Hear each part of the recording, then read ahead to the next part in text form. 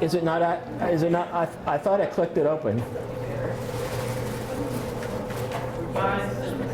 Yeah, you see it? You're running. Uh-huh. Okay. Welcome, Rick. Everybody say hi to Rick. Did you tape this morning too? Okay. Does it make you feel constrained? Good. Here we go. What's that? I straightened it out from the videotape. Yeah. Why does this keep going away? Good night. Nope, it goes away then. See it? Okay. You're in the edit mode. Oh, where's that? Here? Now see if you'll stay. Okay. Okay. You're welcome. Thank you. So should we go to this? If you want, I'm going to start out with health policy update because y'all want to know what happened over the summer, right? And then I will give you a choice.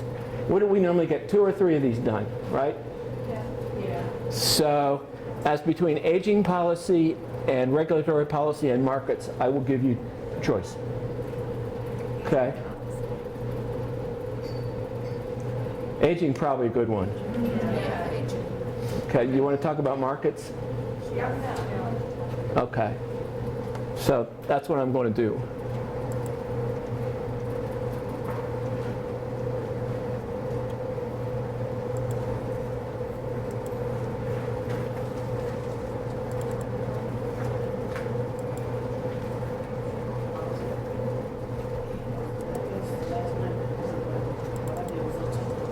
There.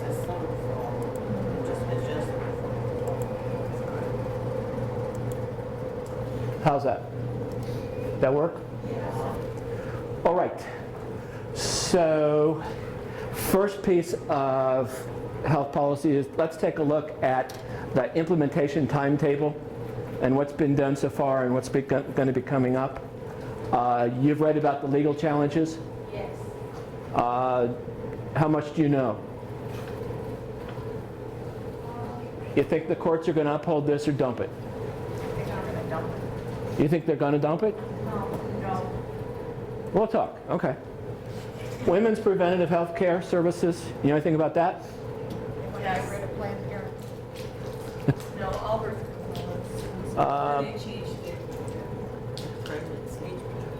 There are rules that just came out last week on health insurance that apply to how health insurance has to do some things with disclosures. There are new rules out and a model provision out on health exchanges. And then let's talk about what's happened in Massachusetts a little bit. Anybody from Massachusetts? Last cohort we had a couple. Too bad. Okay, so this is what I'm going to talk about for the next hour or so. Hmm? I'm just curious, what is your opinion on Rick Perry? Don't have much of one right now. You can take that at least 3 ways. Rick Perry. Romney, I think, is the most interesting candidate because he really did Obamacare in Massachusetts. Yeah, So, and he's claiming he didn't, but he did. but he did. So that one's going to play out in a very interesting way. I've seen some silly statements by Mr. Perry, but I've been around so long to know that the press spins whole lots of things. So I don't know. I would like to know more. We will. Okay. So this is from Kaiser Family Foundation website. Now, if you think about it, if you tally all that up, this health reform has got 50 major components to it. I mean, this is kind of amazing in terms of health policy if you think about it. I mean, each one of these components to health reform is huge in and of itself. And in another era, 5 years ago, it would have been a major issue. And one of the things I'm wondering about is, do you think a lot of really major stuff's going to get buried because of all the other stuff that's going on? I mean, it strikes me as a whole lot of people doing a whole lot of things that ought to have scrutiny and aren't getting it right now. So that's one going in proposition. In 2010, this is last year, did you know that a review of health insurance premiums got started last year? They've given every state insurance commission several millions of dollars to review health insurance premiums in the state. Now, if they come back and say premiums are excessive, I don't know what that's going to lead to.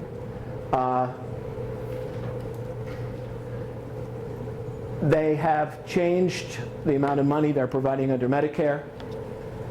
You know that? Yeah. How much? Like 29%. And I know that's a question how many physicians are going to subscribe to Medicare and provide the services at that level of reimbursement. They've already been cut sufficiently. Yeah. It's going to get worse. They've started funding something called comparative effectiveness research. Do you know what that is? In fact, you could probably get some grants to do some of that, truthfully. They're going to look at the efficacy of care in a comparative sense in terms of how effective certain, I think almost everything's on the table. I don't know what the Prevention Health Fund does. The drug rebate, they have provided drug rebates to Medicare beneficiaries. Did you know that? Drug firms have done it voluntarily.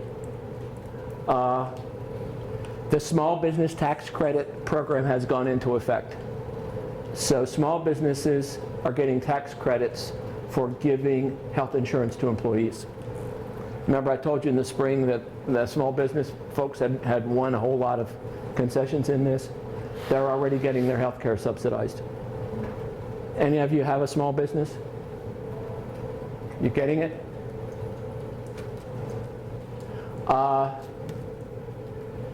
The drug rebate plan that they've gotten for Medicare has been extended to Medicaid. So Medicaid beneficiaries should be getting drug rebates. The dual eligible program has been strengthened. I think probably there are more dual eligibles now.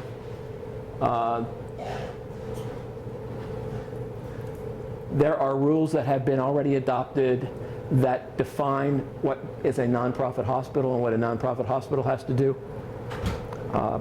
Yeah, is that anybody? This thing's loud too. Is this bothering anybody? Okay. Medicaid adult basic's been expanded. You knew this? Wait, because I have Medicaid, the adult basic is reinstated? Has been expanded, what the feds will pay for. A lot of states have cut it back at the state level. Oh, yeah, because I had some patients that were admitted, they Gone? stopped vaping. What state? Pennsylvania. Okay, yeah, we cut ours back. And then the feds have now said they have to expand it. Well, we'll talk later about the economy. Retirees, health insurance plans, the federal government's now providing a reinsurance pool for them. Insurance companies can no longer deny coverage based on pre-existing conditions. Is that in effect? That's in effect. Wow. Yep. Do you know what month? I'll go find out. Okay. We have a system here in Pennsylvania called VA Fair Care, where if you've been without insurance for 6 months, you can apply for Pennsylvania covered health insurance for $250 a month, regardless of your income status. It's called VA Fair Care. Who's behind that? The government, Does it stay? $60 million from the federal government through Highmark Blue Blue Cross Blue Shield. That's probably part of that adult expansion. Yeah, and it's you have to have a pre-existing condition in order to Huh. run the program. You have to have it. You have to have Well, that's the world upside down. Yeah, I've several of my patients that need a valve repair or something like that. Yeah, so back to pre-existing conditions. I don't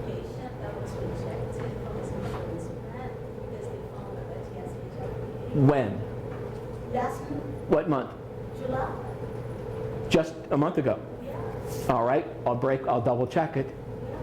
Well, but that's my understanding of it. Unless it's from Kaiser. I'll go check. Really, we can do that. They've established a Council on Health Prevention. They've started to do a consumer website.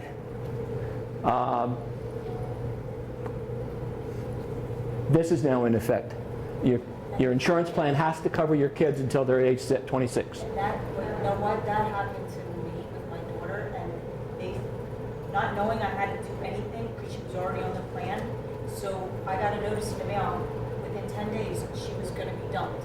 If I did not, what they don't. So they tried to trick you. What they don't tell you is you must provide them with, her birth certificate, her social security card. Now, they already had it, and then I had to fax it all to them in order for her to be covered to get it, and then it had to be approved by the administration. No, it didn't. Well, I'm just saying, this is what I was told. I'm like, you're gonna drop this child who's not gonna have any insurance, and well, then they give you the song and dance of the government. Well, I said, I already know that. I said, I just want you to continue your coverage. But that's the hoop they made you jump. Lisa, I have the same 25-year-old daughter who, I did nothing. It was automatically extended. But that- What's your plan? It's Blue Cross Blue Shield. Yeah, I don't. What's your I plan? had Blue Cross Blue Shield Keystone, but it was through a union. Oh. I think the union Johns did it. Hopkins. Who administers it? Does Highmark administer it? It's Highmark. Sucks, whatever. That's Highmark. It's terrible. That's got Highmark written all over I it. think it was the union though too, because apparently people tried. They don't administer. I'm telling you, the Highmark administers. Because I had to call the union hall, not the insurance company. Well, always call the union hall first. You had the same experience? Unless there is no union. Right. It should have been automatic, that's my. Yeah, ours was.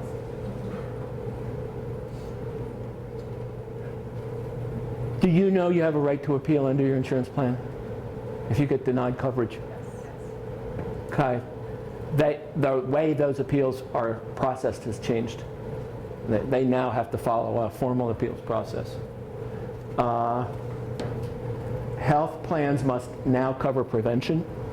And in fact, we'll talk about it in a bit with women's health. What they proposed there is unbelievable. Medicaid home and community-based services have been expanded already. I don't know how, but they claim that they have. So this stuff's already done. And if you go on the website, on the Kaiser Family Foundation website, on their timeline, you can click on each one of these, and they'll tell you exactly what they did in detail. It's a really good website. Okay, this year, did I tell you that medical loss, we talked a little bit about this, I think, right? Do you remember what a medical loss ratio is? Okay. Medical loss ratio, if you think about the vernacular on this, it'll drive you nuts. Medical loss ratio is the proportion of the premium that goes to providers, as opposed to the other portion which goes to administration and profits. Okay? Now, in the old days, 10 years ago, 20 years ago, most Blue Cross firms ran a medical loss ratio between 80 and 90%. So, and closer to 90 was a pretty general rule. So that's saying that about 10% of the remember old inefficient Blue Cross, fee-for-service medicine? 10% overhead costs. It's actually 8. Have I talked to you about this before? Yeah. I thought, okay. Yeah, it's a long time ago. Medicare's 2%, that's exactly right. You got the context, right. So, guess what Cigna and Aetna and DwellPoint are running? In fact, in Cigna's case, it's 30. The new law prohibits them from having a medical loss ratio lower than, depends on nonprofit, for-profit, but 80 or 85. Okay? And that's in the process of being implemented this year. So the insurance companies are scrambling to hide stuff, to be blunt. Can you say that again? So the medical loss ratio is, Has to be higher than, let's say 80%, just use a round okay. number. So if your overhead in profit is greater than 20%, they're going to fine you or tax you. The insurance company? Uh-huh. There has to be a way for them to get around that. Huh? Medical loss ratio has to be higher. Higher than 80, yeah. They're trying to get around it, Yeah, there's going to be some way. okay? So restate your sentence, if your profit is greater than 20. If your administrative costs and profits are greater than 20%, you're going to be in trouble. Ballpark, rough ballpark, okay? I mean, think what we're saying at that. You know, I think even that's ghastly. I'd set it at 90%.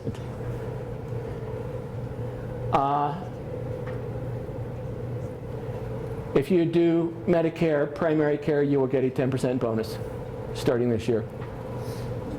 I don't know if it's implemented yet or not. You knew about this? No. Yeah. No one comes for primary care, they all come for tertiary care. Wow. Why isn't geriatrics considered under that primary care though? It should. It's not? I mean, in the facility? Yeah. That's why they're in their facilities and already existing positions, it's going to be a little harder to prevent a lot of what they're talking about. Yeah, but Medicare mandates that we mandates rather stupidly that we see them Every month. every month. Yeah. So how is that not prevented?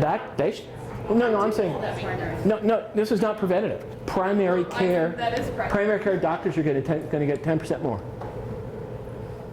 They're going to get their reimbursement increased 10%. Like, I don't get a salary. No, you're salaried, but your hospital will get it for what you bill for. Okay?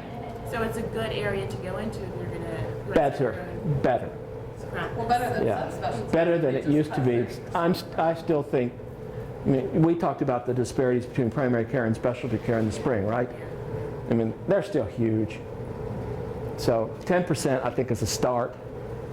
And you said that's Medicare? Yes. There will be funding, additional funding for Medicare prevention stuff. And we can track down. There's also new funding available for innovative plans. And again, the details on that we can look at some.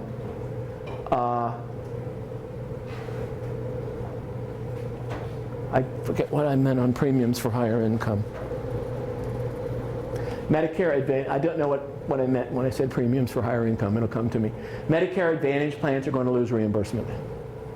You know what Medicare Advantage is? It's the elderly HMO. And they're going to get cut, the insurance plans, because they've been making profit hand over fist. They are going to establish Medicare health homes. Did I talk to you about the primary care home that the family practitioners and the internal medicine folks have been pushing? Medicaid's going to do an experiment with that. It'd be nice if it worked.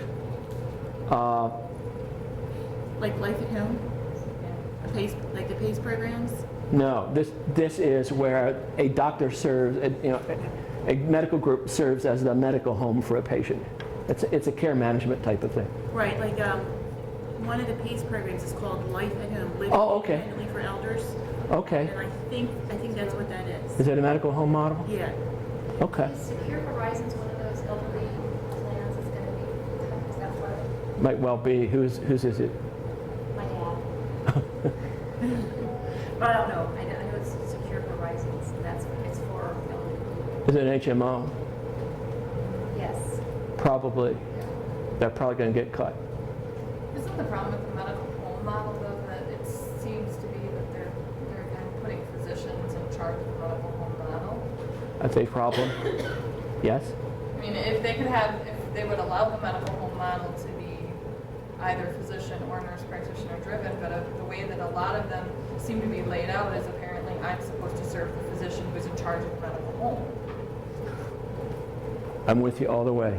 Can you say the Medicare HMOs are being cut out? No. Their income reduced, what they pay.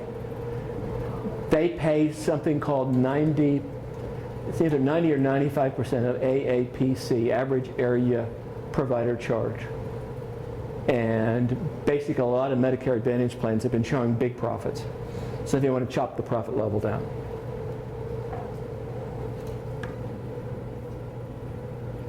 Oh, I know what I meant on premiums for higher income. They are going to increase the Medicare Part B premium for people with higher income levels. So if you have, and I don't know exactly what the levels are, but if you have a fairly high income, your Medicare Part B premiums are going to be increased.